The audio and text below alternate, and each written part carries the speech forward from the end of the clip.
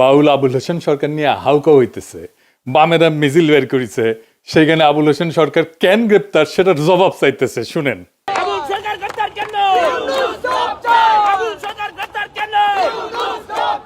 আবুল সরকার গ্রেপ্তার কেন?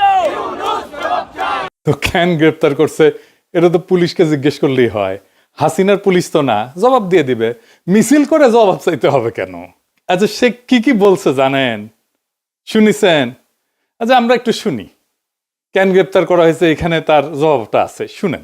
আর যদি তুমি না থাকে, আল্লাহ এক আল্লাহ হয়, তাহলে দরবার থেকে খেলাফত দিলে দরবারের যে কম পড়ে না, আরো বাড়ে। তোমার মতো আরো 10টা 20টা আল্লাহ, 200-400 আল্লাহ যদি আরো বানাই দিতে, তাহলে তোমার আরো দাম বাড়তো। এটা যদি তুমি করলে না, এত বুঝো তা তো বুঝো না। আল্লাহর কথার কোনো গোয়া মাথা আমি কিছুই পাই না।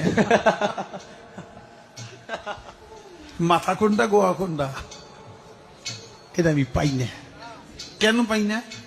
এই যে একটা কথা বলছে, আওয়ালুমা খালাকুল্লাহে ইশক, প্রথম সৃষ্টি ইশক। আওয়ালুমা খালাকুল্লাহে মিন নূরি, নূর, প্রথম সৃষ্টি নূর। আওয়ালুমা খালাকুল্লাহে আরশ, প্রথম সৃষ্টি আমার আরশ। দেখেন, আওয়ালুমা খালাকুল্লাহে রূহ, প্রথম সৃষ্টি আমার রূহ। কয়টা হয়েছে? এক মুখ হয়েছে, দুই কথা কয়। হ্যাঁ, মুখ কয় না হুক কয়? এক মুখে দুই কথা কইলে হ্যাঁ মুখ থাকে, হ্যাঁ তো মুখ থাকে না, হ্যাঁ তো হুক হয়ে যায়। আল্লাহ যে কইল প্রথম সৃষ্টি আমার ইশক, প্রথম সৃষ্টি আবার কয় আমার আরশ, প্রথম সৃষ্টি আবার কয় নূর, প্রথম সৃষ্টি আবার কয় রূহ। আল্লাহ এক মুখে যে এত কথা কয়, আল্লাহর মুখ কয়টা? খালি কয়টা না, ওটা মুখ না হু। সেটা হইলো একটা দাড়ির মধ্যে 70 জন করে ফেরেশতা। তুমি প্রত্যেকদিন ফেরেশতা গো গুয়া কাইটে ভালাও। শুনেছেন তো? এখন এই বাউলের মুক্তি চাইতেছে, অন্যদের ব্যাপারে কথা নাই। ওইখানে ফরাদ ভাই গেছেন, আপনারা জানেন উনি আমার মুরব্বী আর গুরুজন। উনি ওইখানে গেলে আমরা তো দমে যাই, কিছু কইতে পারি না। ফরাদ ভাই, আপনি নিজেই একটা ইনস্টিটিউট, আপনার ওদের মিছিলে তো যাওয়ার দরকার নাই, তাই না? আপনি একা বক্তব্য দিয়ে প্রতিবাদ করেন। এই সমস্ত গান্ধা বামেদের কাছে যে আপনি দাঁড়াইলে তো মুশকিল আমাদের হয়ে যায়, আমাদের জন্য। ওরা তো আপনাকে কখনো অন করেনি ফরাদ ভাই, করবেও না। হুদাই আপনি ওদের সাথে যাইতেছেন।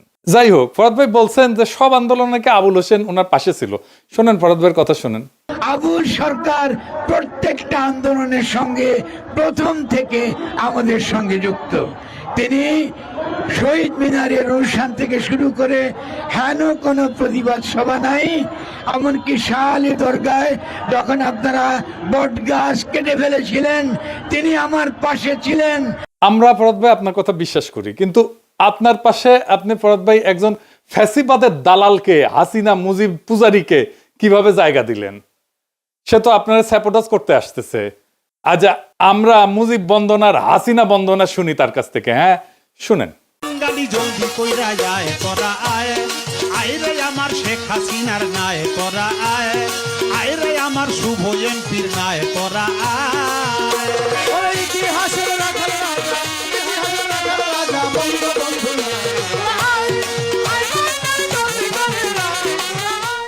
বুঝেছেন তো ফরাদ ভাই, যাকে তাকে আশেপাশে জায়গা দিয়েন না। মাঝে মাঝে আপনি এমন কিছু করেন যে আমরা বিভ্রান্ত হইয়া যাই। আপনি ইসকনের চিন্ময়ের সাথে দেখা করছেন, এত খাতির আপনার চিন্ময়ের সাথে, তাদের দাবির পক্ষে দাঁড়াইছেন পর্যন্ত। এটা তো আমাদেরকে বিভ্রান্ত করে দেয়। যাই হোক, আমরা তখন বেদনাহত হয়ে শুধু দেখতে থাকি যে ফরাদ ভাই এটা কি করতেছে। আপনি মানিকগঞ্জে বাউল সম্মেলনে যাবেন বলছেন, ভালো কথা। আপনি বলছেন আপনিও যাবেন, আপনাকে পেটাইলে পেটাক, এটা কি কথা বললেন ফরাদ ভাই? আপনি এসব কি বলেন ফরাদ ভাই? বাউল সম্মেলন নিয়ে তো কেউ কোনো কিছু বলেও নাই, বাধাও দেয় নাই। আর আপনাকে কেন পেটাবে? বাংলাদেশে কার তো সাহস আছে আপনার গায়ে হাত তুলবে? আপনি বিষয়টাকে এমন ভাবে উপস্থাপন করতেছেন যেন বাংলাদেশের মানুষ বাউল গানের বিরুদ্ধে দাঁড়াইছে। বিষয়টা তো তা না ফরাদ ভাই, মোটেও না। দাঁড়াইছে আপনার ভাষায়, আপনি যেটা সবসময় বলে আসছেন, আপনার ভাষায় খায়া না খায়া আল্লাহ খোদার বিরুদ্ধে কথা বলায়। তা আপনি বলতেছেন যে আবুল হোসেন সরকার ইসলাম অবমাননা করে নাই। তো তাইলে তো মুরব্বী হিসেবে আপনার বোঝানো উচিত, একটা ভিডিও বানায় লিখে হোক, যে এটা বুঝায় দেওয়া যে এটা ইসলাম ধর্ম অবমাননা না। করেন আপনি, আমরা শুনি, বুঝি, আমরা শিখি, সবাই শিখুক। আপনাকে তো সবাই মুরব্বী মানে। আর যদি আপনার মতে ধর্ম অবমাননা নাই করে, তাইলে আদালতে তো খালাস দিয়ে দিবে, জামিন দিয়ে দিবে। আইনকে বাধা দিচ্ছে কেন রাস্তায় বলেন? এই আবুল হোসেন তো ধান্দাবাজ। মুজিবের বন্দনা করিছে, হাসিনার বন্দনা করিছে, এখন বিএনপির হয়ে ভোট চাচ্ছে। বিএনপির মিটিং এ কিন্তু এগুলো কথা কইছে। ওইখানে দেখেন, সামনে হইল জাতীয় নির্বাচন। আমার আফরোজা খান রিতাফা নমিনেশন পাইছে না ধানের শীষে। সামনে ধানের শীষ প্রতীকে আফরোজা খান রিতাফার জন্য আমি আপনাদের কাছে দোয়া চাই, ভোট ভিক্ষা চাই। দেখেছেন? এবার এডিটর সাহেব এনা শুনে দেন মুজিব বন্দনা। মানে সব আওয়ামী লীগ এখন বিএনপি হয়ে গেছে।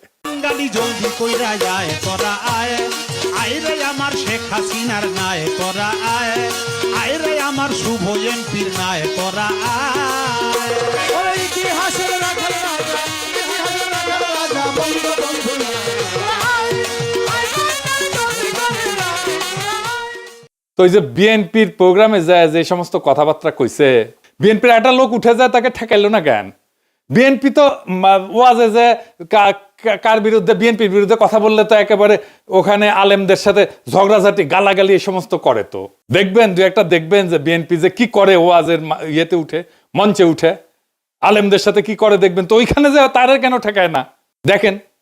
আমার কথা তো বলতে দেবেন, তা বলতে না দিলে আমি কি করে বুঝাবো? ফালতু কথা বলি দেন, বলো খবরদার। ল্যাঙ্গুয়েজ সোজা করেন না, সোজা করে দেবো কিন্তু একদম বলেন।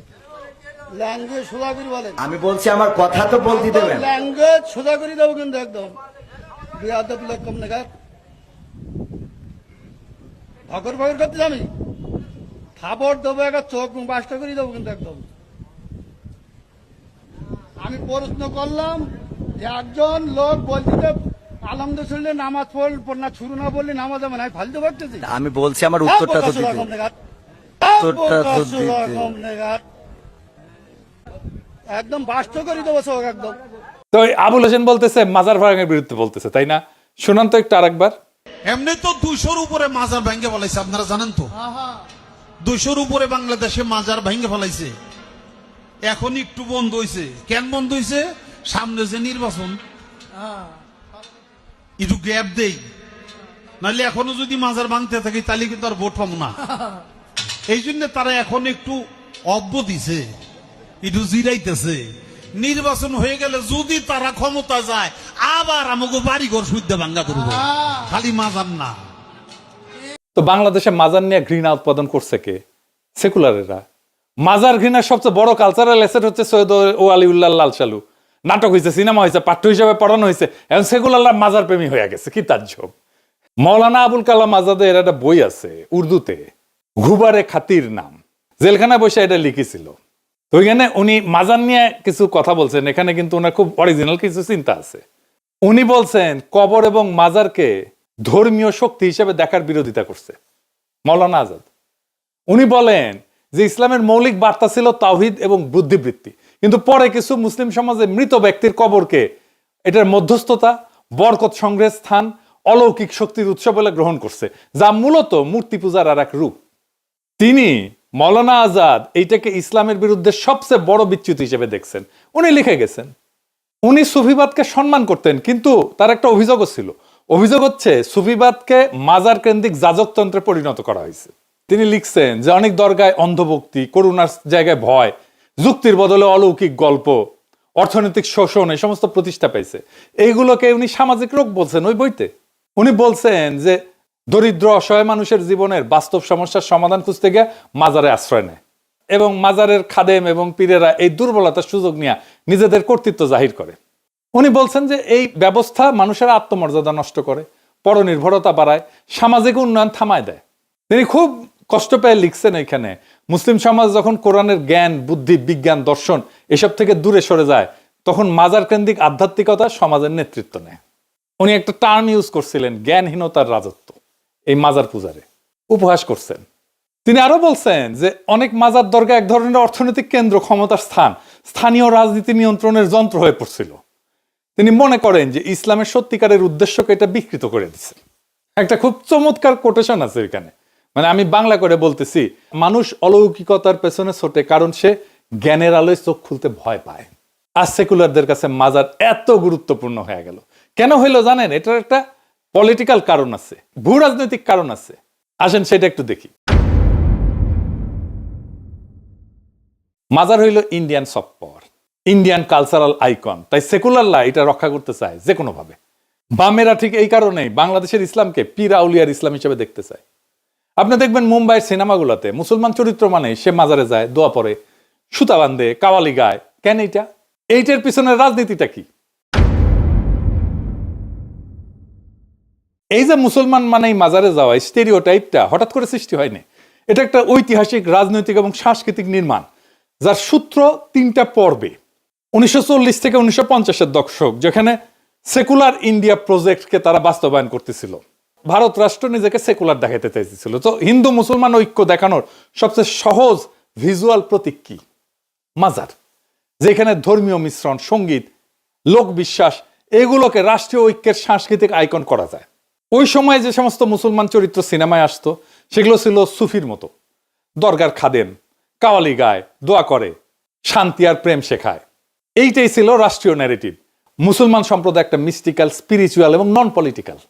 1938-এ একটা সিনেমা হয়েছিল ধাত্রীমাতা, দরগা এবং এই মিলনের ভাব নিয়ে। 43 সালে নাজমা বলে আর একটা বিখ্যাত সিনেমা ছিল মুসলিম সমাজের সাংস্কৃতিক আধ্যাত্মিকতা নিয়ে। এখানে মুসলমান মানে কবি, সুফি, অলৌকিক প্রবণ।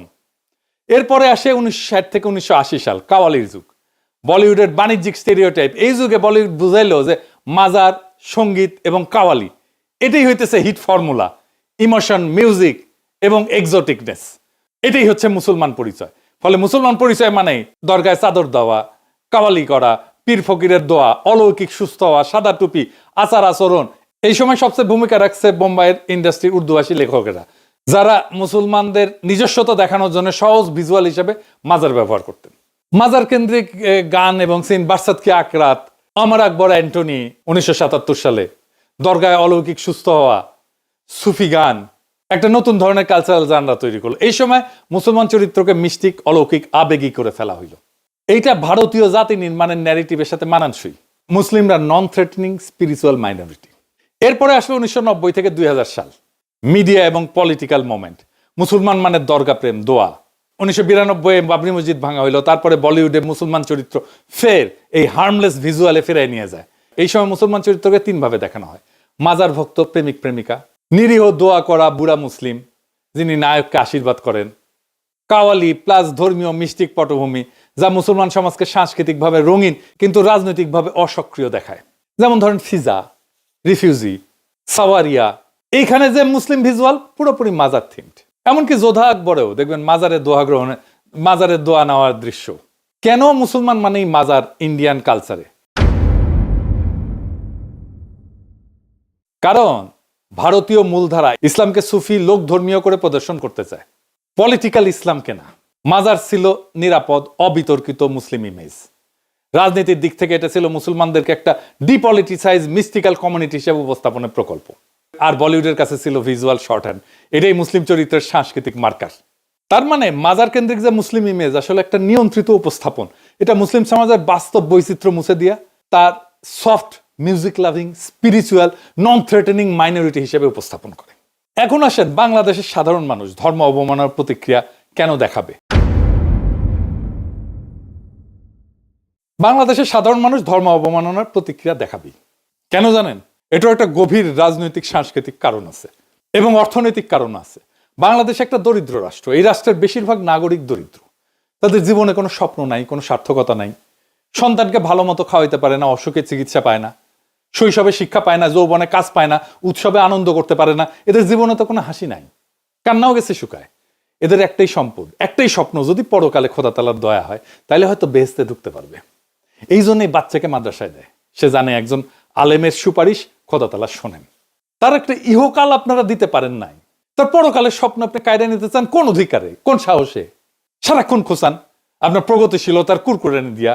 আপনি তো আপনার সেকুলার দর্শনে বলেন প্রাইভেট স্পেসে ধর্ম পালন করতে, তো আপনার অধর্ম আপনার ধর্ম বিশ্বাস আপনি প্রাইভেট স্পেসে করেন, যা খুশি করেন। পাবলিক স্পেসে এসে আপনি মানুষের ধর্ম নিয়ে কুরকুরে দেখান কেন? আপনি তো আগে খোঁচান, তারপরে ওরা প্রতিক্রিয়া দেখায়। খোঁচানো বন্ধ করেন, প্রতিক্রিয়া বন্ধ হয়ে যাবে।